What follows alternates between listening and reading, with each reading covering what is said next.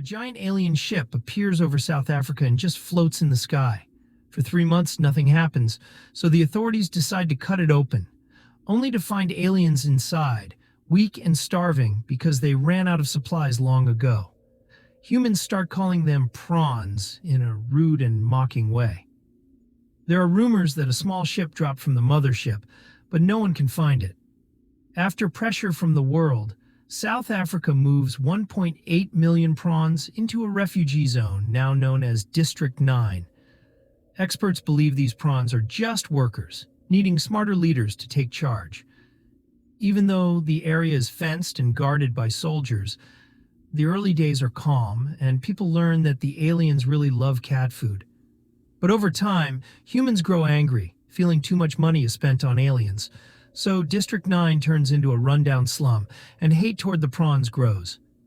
Things get worse when aliens treat violent acts, like burning cars, as fun and games.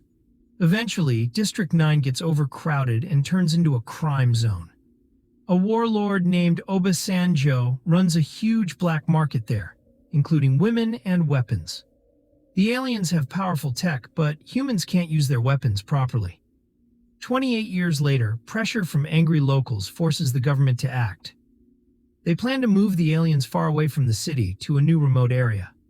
To do this, they hire a company called MNU, Multinational United.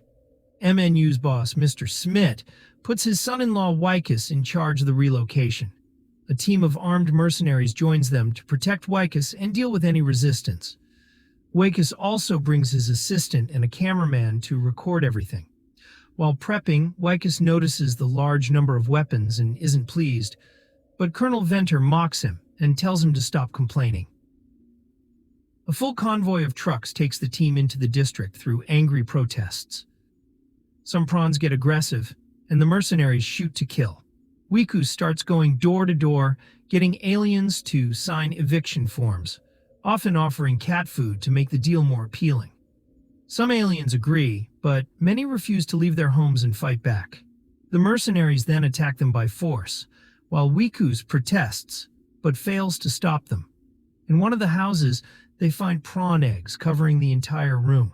Wycus shows them to the camera, then tells a mercenary to burn them all. Inside the shacks, they also find hidden alien tech, which the mercenaries collect so MNU can test it, even though they still don't understand how it works. Meanwhile, Christopher, his son CJ, and their friend Paul are searching for a special liquid made from old alien machines buried in the trash piles. CJ finally finds a piece after 20 years, and they rush it back home. There, they take the liquid to a secret room full of advanced alien technology.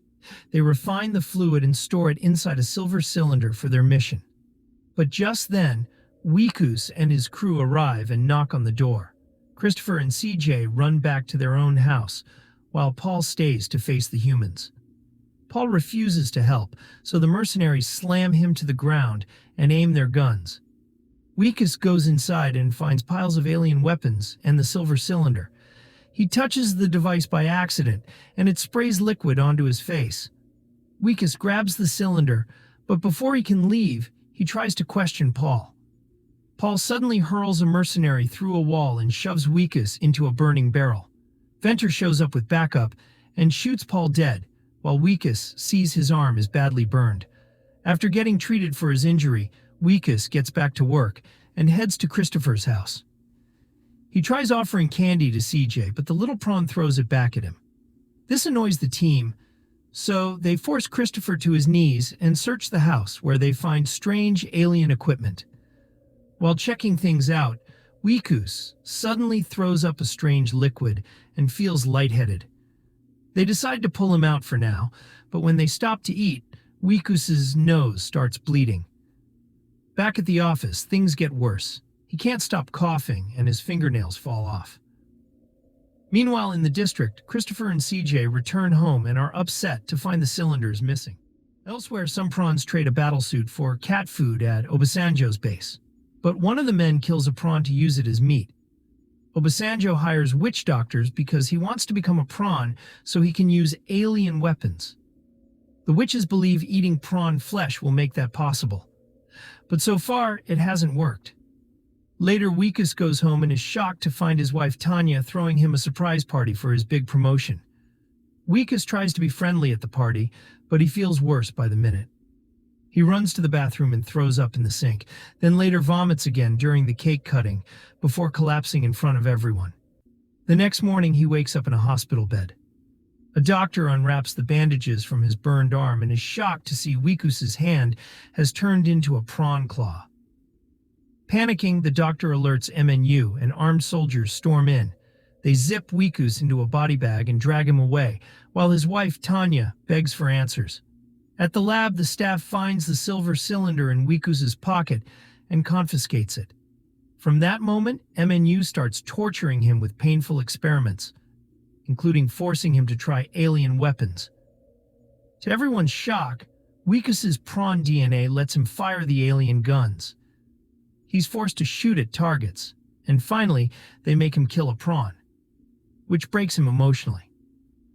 Once the tests are done, the scientists and MNU leaders, including Smith, agree to kill Wikus so they can harvest his organs and blood. With his perfect mix of human and prawn DNA, they hope to make soldiers who can control alien weapons with ease. When Wikus hears their plan to kill him, he panics and fights back, grabbing a scalpel and taking a hostage so he can escape before getting shot. The mercenaries are ordered to hunt him down, while Smith lies to Tanya by twisting the truth about what's really happening.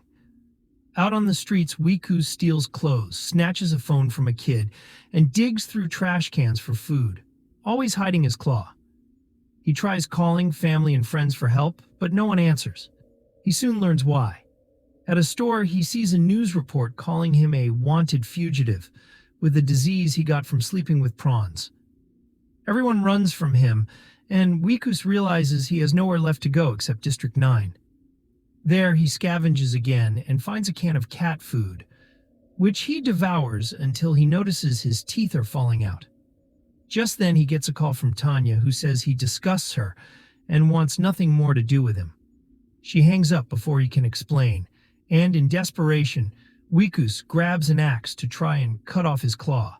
Shaking with fear, he only manages to chop off one finger before the pain stops him. Suddenly, helicopters fly in. The mercenaries are closing in. Wikus runs and hides inside a shack, crashing into Christopher and stumbling into his secret room before passing out from the bleeding. When he wakes up, he finds himself inside the hidden shuttle buried beneath Christopher's house. Wikus tells Christopher he lost the cylinder, and both Christopher and CJ explain they need the fluid inside it to power the mothership. It could also run a machine that might reverse Wikus's transformation. But getting the cylinder back would mean facing the mercenaries, who would kill them instantly. Wikus spends the next hours in pain as his skin peels and his torso mutates. Out of nowhere, Tanya calls again, this time saying she wants him back and promises to be more understanding. But it's a trap. MNU forced her to call just to trace Wikus's location. Elsewhere, CJ tells Christopher how much he misses their home, but Christopher says they can't leave without the fluid, and suggests heading to the new camp. Wikus overhears and tells them the new location is even worse than District 9. He feels bad for them and wants to help, and also fix himself so Tanya can love him again. With new resolve, Wikus announces he has a plan. He heads to Obasanjo's base, hoping to buy some weapons. But the men greet him with hate and rough him up. When they grab him, they see his prawn body, and Obasanjo demands they cut off the claw so he can eat it. Wikus fights back and spots an alien gun on the ground. He grabs it and opens fire. The weapon is extremely powerful, killing many men instantly and letting Wikus steal a full bag of alien weapons before escaping. Meanwhile, the mercenaries reach Christopher's shack, only to find it completely empty. Turns out Christopher and Wikus are sneaking into MNU's base, blowing up the entrance to get in. Inside the lab, they shoot a few guards and finally recover the lost cylinder. But Christopher also finds dozens of dead prawns used in horrible experiments, including his friend Paul. The sight freezes him in shock, and that delay gives the mercenaries time to catch up and start shooting. Wikus fights back, killing several of them while shouting at Christopher to think about CJ. Snapping out of it, Christopher quickly builds a bomb using scraps in the lab, and they blast a hole through the wall to escape. Weekus and Christopher jump into a stolen MNU vehicle and race back to District 9, with Venter and his team chasing after them. Once home, CJ begins pouring the fluid into the shuttle, and Christopher confesses that he can't fix Weekus right now.